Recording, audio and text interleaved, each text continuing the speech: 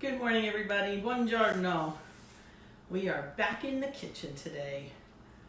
I really had a nice day off yesterday and a real nice Easter Sunday with my family. So, time to be back now.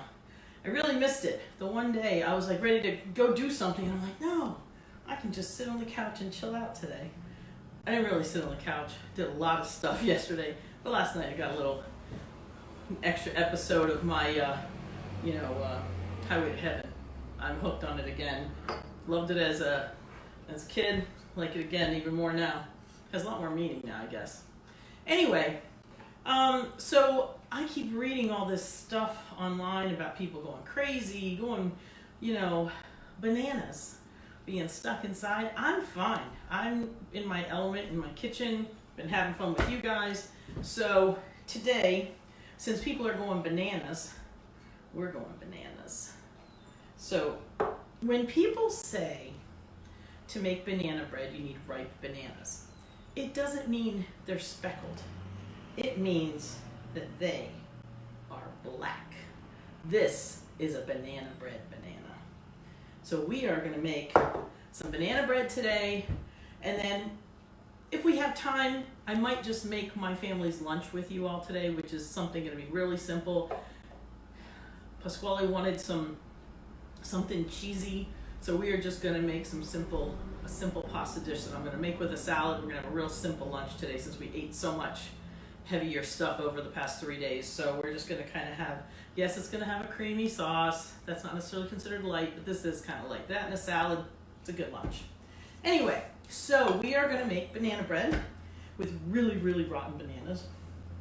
So the first thing we're going to do is I'm going to mix up my wet stuff. So I'm just using 1/2 cup of butter, which is 113 grams of butter. This is softened, so I can squish it a little. And as I like to do, even though it's going to get all mixed up in, I still like to chop it in pieces. Not necessarily a million of them, but I think it mixes better.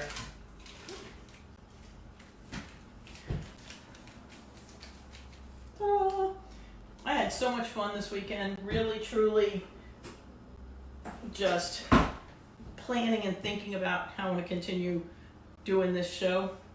And it's just fun for me. It's exciting. Okay, so we are going to mix up all the wet. So that would be 1/2 cup of butter. Now, I'm only putting in, where this was would make 2 loaves. I'm going to make 1 loaf and a bunch of cupcakes, so that the kids can take one upstairs and not end up eating the whole loaf all at once. So I'm only putting in 1 cup. My original recipe calls for 1.5 cups of sugar. 1/2 cup each loaf is plenty. So I'm just going to mix that up.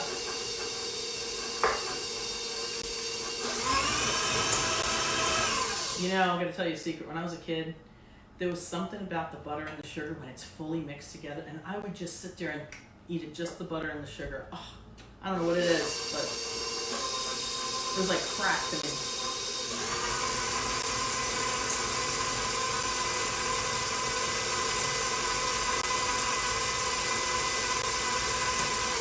Okay, that's plenty. Now I'm going to 2 eggs.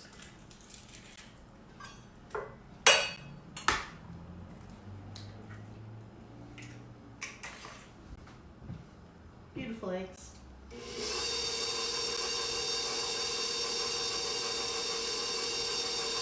I love watching the eggs blend in, just one at a time, real simple.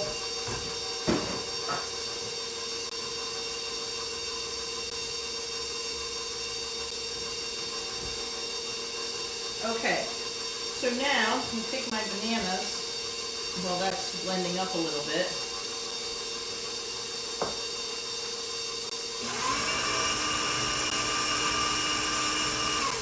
Let that sit.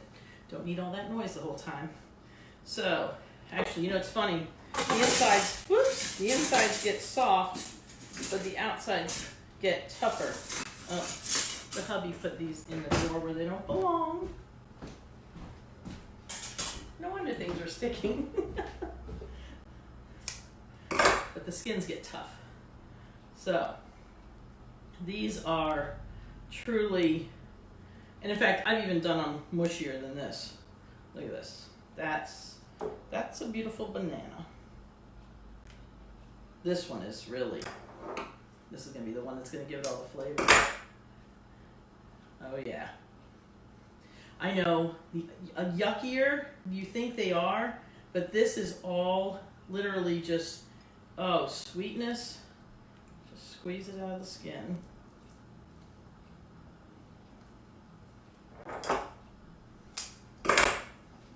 Do you guys ever wait till they're actually this black? And they smell so good. Now, at the end of the summer, you got to make sure you be careful where you keep these, because otherwise you'll get the fruit flies. But this ain't the time of year for that, so it's perfect.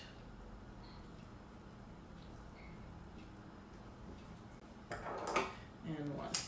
So my recipe calls for a cup. This is more than a cup. I never use less than 5. If I have 6, I'll use 6, but I never use less than 5 good-sized bananas, because I don't know, more bananas. Okay, throw that away. Banana fingers.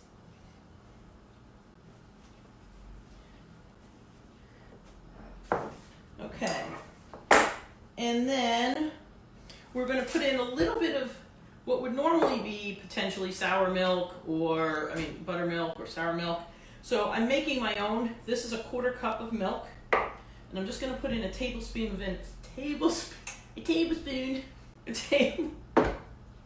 I cracked myself up.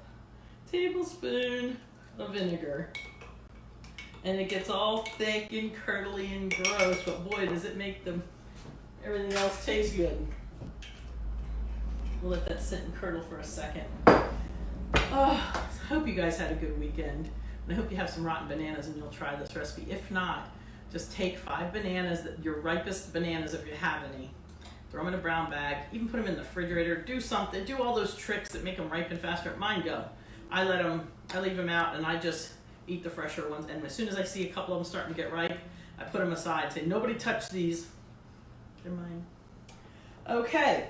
So we have our butter and our sugar and our eggs, and now we're going to just mix together our dry ingredients. And if you'll excuse me 1 second, I'm going to check on my pasta. It might need to be drained.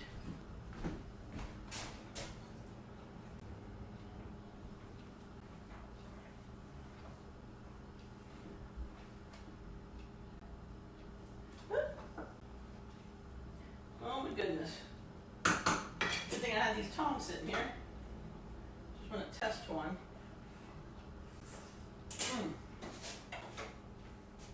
That's perfect.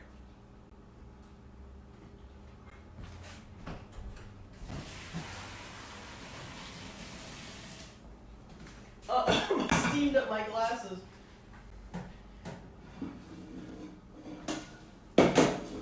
Okay. I'm gonna let that sit for a minute with just a little drizzle, because I don't want too much oil in this.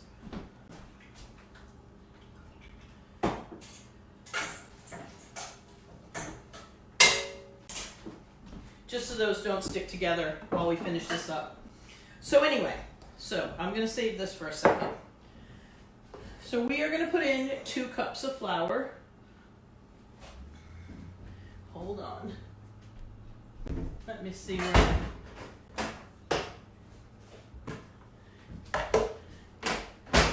For the people that follow, who like to know what measurements are. Okay. So 1 cup, 141, 150. It's probably 300 grams for the 2 cups, or just about.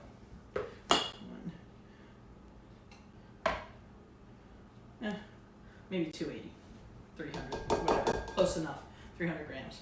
Okay, so 2 cups of flour.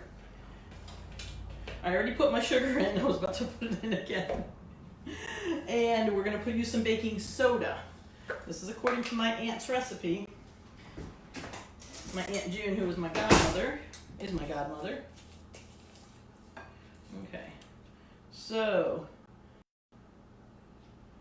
1 teaspoon of baking soda. That wasn't full because it had a lump in it. Okay, 1 teaspoon baking soda. And let's set this stuff together. Pinch of salt. Half teaspoon, that's like 2 pinches. Now we're going to put in some, the all famous, one of my favorite spices, cinnamon. So this calls for a teaspoon. Let's see. Yeah, that's a teaspoon. You know. Yeah, that's a teaspoon. All right, and that's it for my dry stuff. So now I'm going to put this in, and I'm going to mix it in with, alternate it with my little bit of sour milk. You don't really need to do this. You can throw it all in. Just do the wet, do the dry.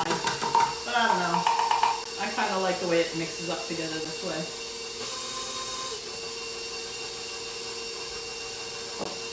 Put in some of this curdled stuff.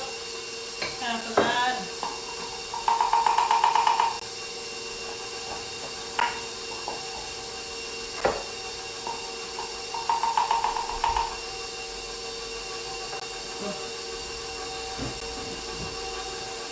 And then, of course, the rest of this. And I'm going to put in my bananas. Oh, forgot my vanilla. With a teaspoon of vanilla.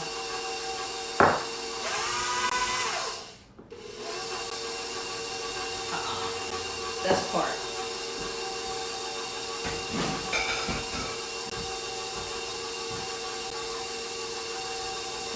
Now, I'm going to make this 2 ways.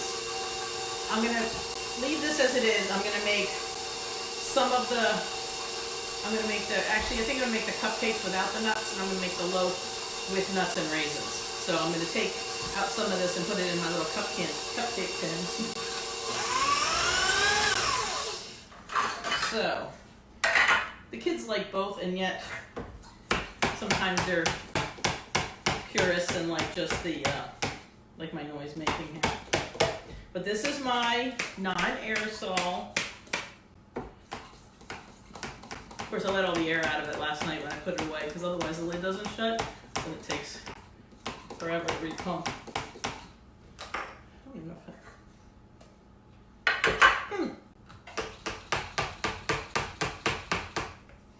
You know what? Ha! No wonder it's not pumping. I didn't tighten it back up. All the air is just coming right out. Life in Dorina's kitchen. Now it's giving me some resistance. You know, I'm like, what is wrong? Did I break it? There we go. So just a little bit of light olive oil in each tin. And just use your fingers. It's really good for your skin, you know. A little bit of this. It's really actually quite moisturizing. Okay. Okay, now my hands are really greasy. Alrighty. Oh wow, this is so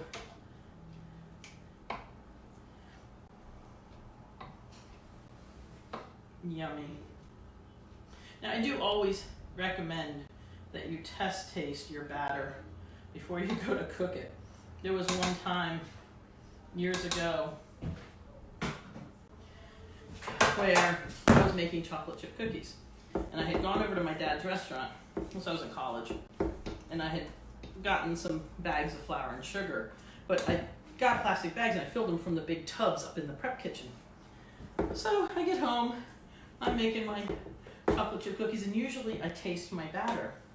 And this time I didn't, all the way till after I put in the chocolate chips. And I went, I almost closed my finger in the drawer. I went to taste the batter just before I was gonna put them on the cookie sheet. And I'm like, what is this? I had gotten, it was horrible. It was salty. It was like a little bit sweet because I had some sugar and I went and got more. I went in the big, they had a big tub. It wasn't sugar, it was salt, and I didn't test it. And so I made this horrible batter. Never ever put your chocolate chips in before you test and make sure you haven't forgotten anything or screwed up an ingredient. Okay.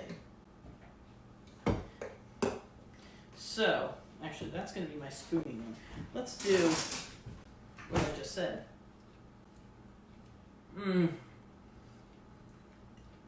Banana bread batter should be an ice cream flavor.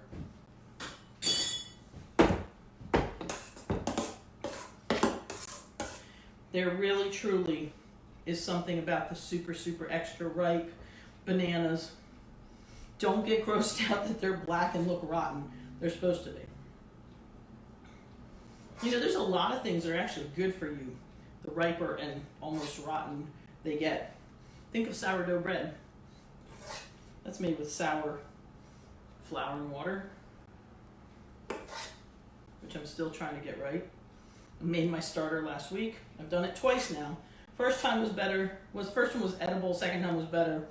I'm still trying to get the nice big fluffy. So as soon as I get it right, then I'm going to share it with you guys. And I'm filling these about halfway. Try to get them all even so that they'll cook even. I think that's a nice.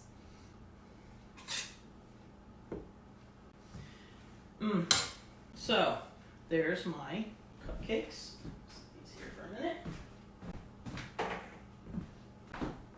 And here is my loaf. So what I'm going to do is I'm just going to do a little cheat.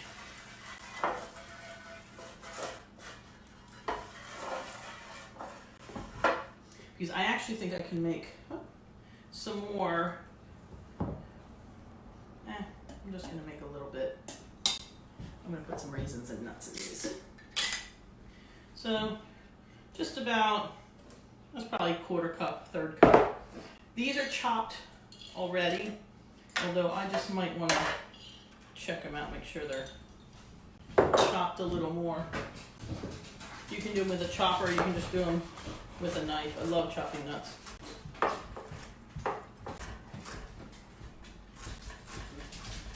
One of the kids is showing up. Okay. Hi, Carlo. Uh-oh. That was my,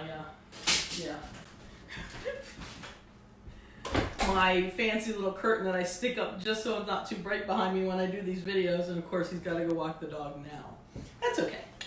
So, in case you guys didn't know, my son Carlo goes to school at Salisbury University down in Maryland, and he had gone for spring break to see my other son Tino in Colorado. So he had been on a plane coming home right at the beginning of all this stuff. So he said he was going to self-quarantine down there at the house, the rental house at school, until he felt safe to come home. So he came home just in time for Easter, and now he's home to stay. So you will see Carlo every now and then when he pops his head around. He's my youngest son. He's just above Angelina. He's number 5. Okay, I put in not a whole lot of nuts and raisins, probably about a quarter cup of each. I like some, but I don't like them overly. Personal preference. All right, filling this about halfway, and maybe just under halfway, because I like kind of thin ones, you know, and then I can still dunk them if I want. Here we go. And that's the banana bread. I have a little bit left I'm going to make chips out of. More cupcakes out of later. Now, really quickly, I'm going to show you how I'm making our lunch today.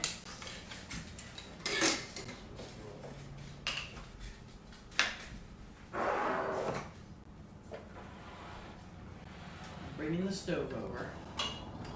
Here we go. Ta-da. Thank you, Carlo. Okay, so I've already cooked my pasta. Tongs. I've already cooked this. Now I've got it on a warm burner. And this is what do we do when you just need something quick and yummy. Turn this down just a smidge. So I'm going to put in, don't tell anybody, I don't tell them this, but I'm just putting in a little teeny bit of garlic. Gives it a little extra flavor. So I'm going to move this over.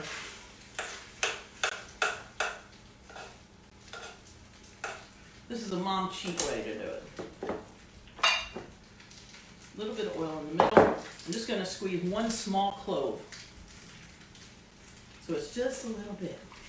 And it's so smushed up, nobody's going to notice. But it does add some more pungency to my sauce.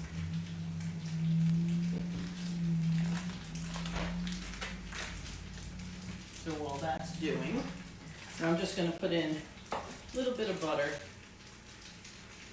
maybe equivalent of about a tablespoon, maybe a tablespoon or tablespoon and a half.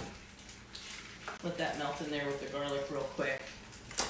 Now my other ingredients, heavy cream and some cheese. Here in the States, you might call this the equivalent to almost an Alfredo, and in Italy you would call it panna. Panna's cream. It's a cream sauce.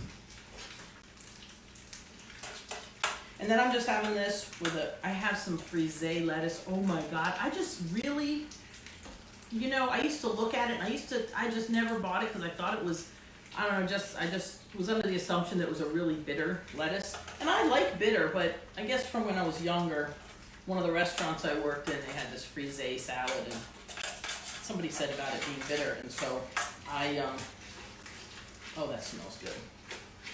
Usually don't put garlic in a cream sauce, just that little teeny bit. So now, turning this down,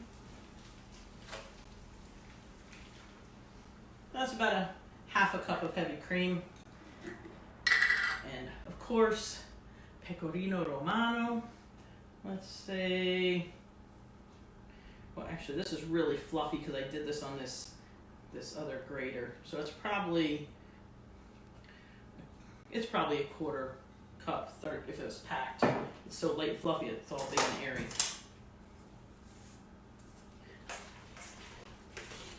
And just stir this up. Very simple.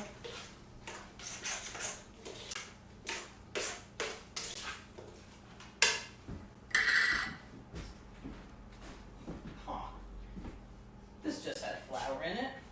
Wipe it off. Now the flour's on me. So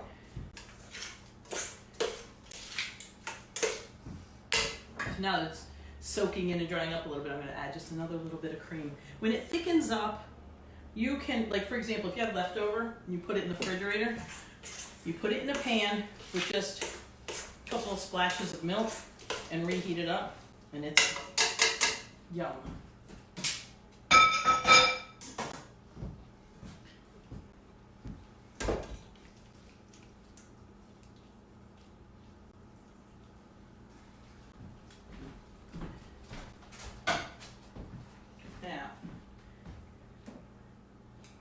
The key to this,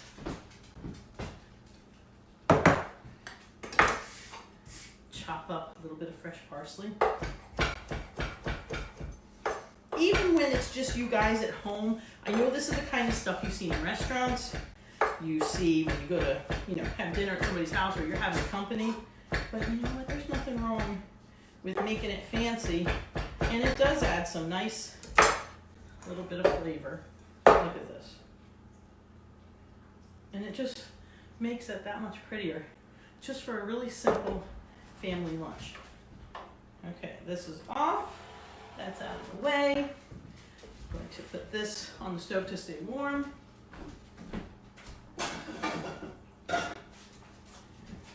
And we are now going to go sit down and have a chat. So glad to see you guys after this long weekend. That was a beautiful weekend. But yes, boy, yesterday was some kind of rainy here in New Jersey.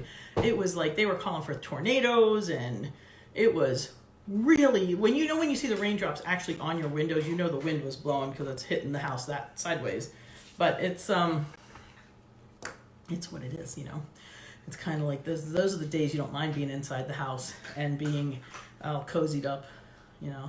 I went through so many clothes yesterday. It was my day off from doing the show here, and so we went through clothes from the attic and got rid of, where are they? They're in the trunk of my car, sitting there waiting for the time that I can donate them somewhere. Can't do it right now, but at least they're out of the house. They're just in my car.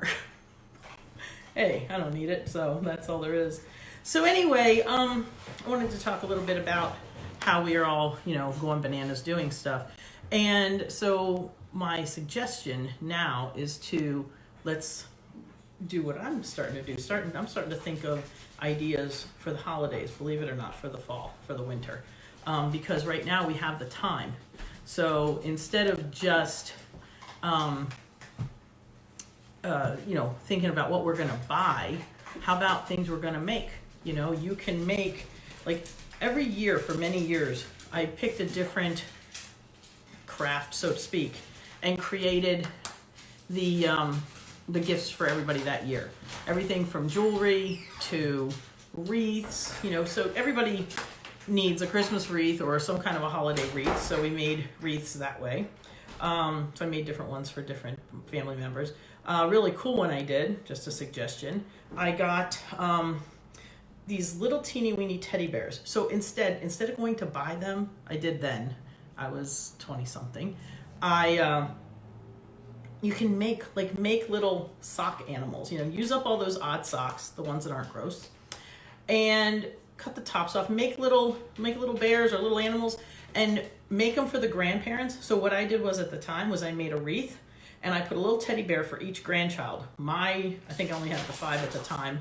So my 5 and then my couple nephews, and I put them on the wreath for my mother-in-law. And then on my mother's side, I just put my kids, because I was the only grandchildren at the time. So she had a wreath with 5 teddy bears on it, which was one representing for each grandchild. So there's just a suggestion as something that you can start doing now.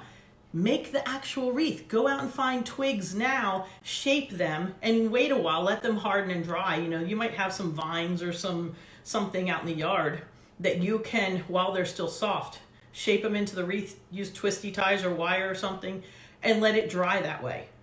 Next month or whenever, decorate it. Use, you know, dried flowers, fake flowers. Make the flowers out of fabric, you know. So there's different kind of things. So as we go forward, I'm going to maybe once a week do some kind of a craft. Now, I love art. I'm an artist. I love creating things, but I will tell you what I can't stand. I can't stand crafts for the sake of crafts, like just making crap that's going to sit on a shelf. I like making stuff that's useful. Yeah, if it's a decoration, fine. One time there was, speaking of wreaths, there was a catalog I was flipping through, and it had this really cute, like, I don't know, some kind of a stick of some sort. That had raffia, three little wreaths hanging from raffia bows. And I was like, that's really cute. And I had this spot above my doorway that I thought that would look really cute there. $64. And I'm thinking to myself, $64, I can make that. So what did I do? I did go buy the little 6-inch wreaths at the craft store. But I got the stick I got from my backyard, and the raffia I had left over from some gifts. So I created this thing with some little dried flowers, and it was beautiful. And I made it actually more to match my colors anyway, so it was actually more suited to what I wanted. It was sort of a craft for the sake of a craft, and yet it was a decoration that I wanted for my house, so that was fine. It was up on the wall, and it kind of filled this empty spot for less than $10. And, you know, had I made the little wreaths myself out of some vines or something in the yard, then it would have even been less. But that's the kind of stuff I like. I like doing arts, crafts that are functional. You know, on occasion, yes, for the kids, sometimes they just make something and then, you know, you look at it for a little while and then it goes in the garbage. But so many parents have a hard time throwing those things in the garbage. So try making things that are a little bit more useful. You know, sock dolls that they can actually play with. I still will go back. I know I'm a big dork, but I will still go back to my Little House on the Prairie books from when I was a kid. And I just remember Laura Ingalls always making stuff for, I don't know why that one thought sticks in my head, but it's really a lot of fun. And it's such a great feeling when you create something yourself. And when you give somebody something, and just like when you're cooking and you say, I made this, not I made your cake out of a box. No, I created this. I made this. I put all the pieces together. I took the time for you. That is so much more meaning. You know, I started trying to tell my kids this, and a couple years ago, like my one son made these cool signs for everybody. He got like that metal, the kind that's got the bumps in it, you know, like they have in like, I don't know, mechanic shops or something. I don't know what they call it, but it's got like that grid. And he like used spray paint. He cut out stencils and he put like cool words on them to make that suited each sibling, you know. I thought it was really neat. So, and you know, they've got them hanging on their walls and stuff like that. So, I mean, there's all kind of cool stuff that you can do. So you can, you know, I found in a box in my storage closet a bunch of taper candles that had been sitting there so long, because I very seldom use tapers anymore. You got to worry about them falling over, and you know, use those kind of when it's more fancy. But some of them are kind of this way, they're not straight anymore, but they still have a long wick inside. And I told Angelina, I said, you know what we're going to do with these? We're going to melt them down, reuse this wick, and put a candle in a jar, and we're just going to use that wax. It's there. We'll put a little essential oil in it. Boom. Repurposing old stuff that normally somebody would throw away. Don't throw it away if you can reuse it, repurpose it, rebuild it, recreate it. So I really, truly recommend, you know, rethinking everything you're doing. You don't need to shop for everything. We don't need that much stuff. Make things that are functional, that are useful. You know, basket weaving, I think I mentioned this before, is not easy. Try learning that. Use some of the sticks in the backyard, or the you know, those vines that you're going to cut down, or that ivy that is like overgrowing things. Cut it, strip it, and do something with it. Speaking of repurposing, I guess you guys saw before when in previous episodes when I pull things out of a jar, just like I did my walnuts and my raisins right now, my almonds, my oatmeal. These are great jars. These are jars I get from the jarred fruit sometimes when I need a few that I don't have any of my own. I get from Trader Joe's, and I love these jars. I love that they're straight. I love they've got a wide mouth. They're easy to get in and out of. Same thing with this here. I think this was something like, I don't know if it was a mayonnaise jar, because I don't really buy much mayonnaise, but it was some kind of big jar. And a lot of these lids, if you start paying attention, are functional. So they are all close to the same size. Carla's trying so hard to stay out of the way of everything. Come here. Come in. Say hello. Come in. They can't see you're sweaty. Come down. All the way down. Hello. This is Carlo. That's my baby boy. But I'm happy he's home. So anyway, I forgot what I was gonna say. So anyway, utilize your things differently. And you know what else you can do with these? You can not only just use them like this, you can use paints, glass paints, and say this is, you know, label them, make them cute, almonds or whatever. But honestly, I mean, I would just decorate them with designs. I wouldn't put names on them for me. I know, isn't he cute? I wouldn't put names on them just because today I'm using it for almonds, tomorrow I'm going to use it for something else. But, you know, you can put little flowers around them or designs or zigzags and paint the jars and make them as if that's the way they're supposed to be. You know, you can throw them in the recycling, but it's really a shame when it's actually something that's reusable. Those are also great to put, like these kind that are like mason jar size. Those are great to give gifts of the pre-mixed cookie dough or cake batter or stuff like that. All the dry ingredients with the recipe attached, those are great gifts. People like that. And for those moments, you know, I don't like mixes, but those things are cute because for that moment that you need something and you know what's in it exactly, and you just real quick whip it up, it just reminds people to do something fun, to have a cake or a dessert at home. So, you know, like I said, reuse stuff. See this? This is a piece of foil. It's a little wrinkly, but that's okay because it's clean. I used it to gently cover something. Why do I gotta throw it away? I flattened it back out, you know, and I folded it in half, and I will put this in my drawer. And the next time I need something just to cover, sometimes just to cover something in the oven or something for whatever it is. I try not to use foil too often. I try not to use plastic too often. But when I do, if it's possible, I reuse it. I'll use this, a couple times, and then I'll toss it and I'll put it in the recycling. Same thing with my big Ziploc bags. If it has had something dry in it, like say I had rolls in it or breadcrumbs or something like that, once it's done, I shake out the crumbs, give it a quick little wipe out, turn it inside out, wipe it off, and it's done. So these are the kind of things that we don't need to waste on, Oh, what a cool idea. Use small jars to do snow globes. So you just build your design on the bottom, fill the top with water, screw the top, or not fill with water. And depending, you put water, some kind of glittery stuff in it, and then you're all done. So that's that. So how are we going to continue life after we go back from this, all these pandemic-y, quarantine-y times? Well, I still go back to, I spend so much time in my village in Italy, and they live such a simpler life. And I feel like that's what a lot of people are doing right now. They're living a simple life because we're kind of forced to. So we're cooking more at home. We're doing more things at home. I know a lot of people that are starting gardens now for the first time, and it's cool. This is what life's about. So when I talk about the Rossetto effect, Rossetto Val Fortore, my town in Italy, which the first wave of immigrants from Rossetto, Italy came to, listen, I'm pointing in the direction of Pennsylvania behind me. I don't know if it's actually that direction, but anyway, maybe it's that way. But they settled in eastern Pennsylvania, formed the town of Rossetto, Pennsylvania. This is over 100 years ago. They spent the next 60, 80 years just living in this little town with just their little townspeople, all from the same village in Italy. They lived the same way they lived over there. So they get here, and what do? The doctor that was serving the town told another colleague that there was no heart disease in this town up to like a certain much older age than the rest of the population of the United States.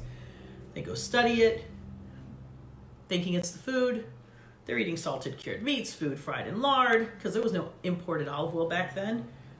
They also, they did have gardens and they ate fresh fruits and vegetables, but they did a lot of things. They drank a lot of wine, they smoked. They were considered overweight, but Italian overweight and American overweight, unfortunately, are different. Italian overweight, they're like solid, they're stocky, they're strong, with just a little layer of warmth on top. That's what I like to call it. But it wasn't the food. It wasn't what they were eating, drinking, or doing. It was how they lived. Community-centered, church-centered, family-centered life. And I call it life around the table, not necessarily what you're eating, but how you eat it together. They said the people nourished each other. There was somebody always had your back. See, that's how we're living right now. We're relying on other people, people relying on us in different ways. This is how we should be doing things all the time. Coming together as a community. Everybody's making masks for the people that work at the local hospital. This group here is working for that local hospital, and this group here is doing stuff for that local hospital. We're coming together as communities, and this is the way life is supposed to be.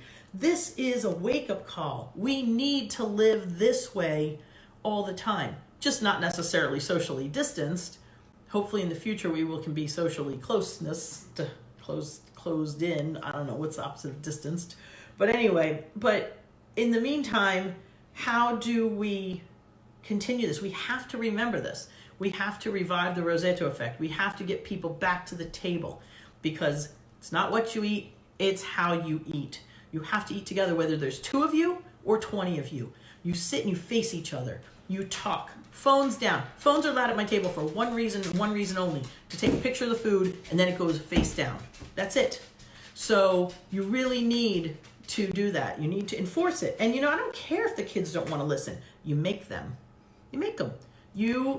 I have to say, you be forceful. You physically take the phone and put it on the counter. You ground it from the phone. Cut the phone service off for an hour or 2 or a day. You can go online and do that so easy. We can do everything online. Shut their phone off for a little bit, and then they'll say, okay, I can leave it alone for half an hour for dinner. as long as you don't turn it off for the day. So the phones are a benefit to us and they are a detriment to us. It's all how you use it and how you look at it. It's all perspective. So let's revive the Rossetto effect. Let's get back to the table. Let's continue this life that we're living right now that is for others, not just ourselves, not just selfishness, this community feeling that people are getting. There's so many community groups popping up. It's amazing, absolutely amazing. We need to do this. We need to live this way all the time. So that's where I'm going to leave you today. Today's a little bit short, but I actually made that banana bread at, gosh, I think we did that in like 10 minutes. It's such an easy recipe, but you have to leave remembering how black those bananas were.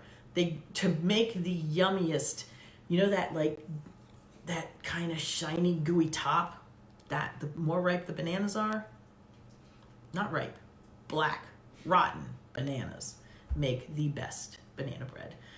And of course, when you need a quickie lunch, pasta, little bit of butter, little bit of heavy cream, and some cheese, and you're good to go. If you wanted it to be more like an Alfredo sauce, just add more cream and make it thicker cream, you know, more sauce to it. I make mine just enough to coat it. I don't want to have too much fat, but that's about how that works. So anyway, that's it for today. I will talk to you guys tomorrow. I've got some fun activities that we're going to do this week, and so I hope you like it, and I hope that you guys had a good vacation here this weekend and that you got something accomplished with your family. You had some good together time and all that. So thank you and have a great day. Ciao.